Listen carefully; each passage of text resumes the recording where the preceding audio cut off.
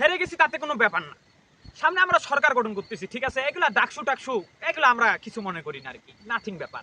অনেকদিন পর ঢাকার চীন থেকে আসলাম এলাকায়। এলাকা এত ফাঁকা কেন? ছোট ভাই বেরাদার গুলো কোথায়? কাউকে দেখতেছি না। ইহ, ওই যে ঢাকার নেতা বলদ আছে। কে ভাই নাকি?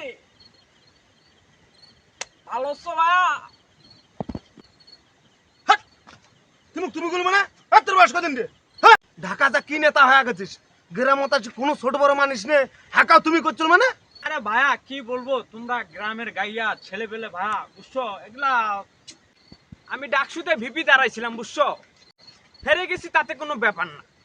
সামনে আমরা সরকার গঠন করতেছি, ঠিক আছে? এগুলা ডাকসু টাকসু এগুলা আমরা কিছু মনে করি না আর কি, নাথিং ব্যাপার, এভরিথিং ইজ ওকে।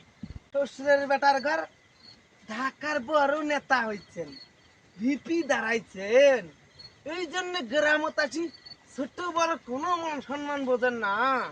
তোমরা আগামী ইলেকশনত সরকার গঠন করবেন রে, এই জন্য তো তোমাকে মানুষ ভোট দেয় না রে। তোমরা করবেন সরকার গঠন। হ্যাঁ?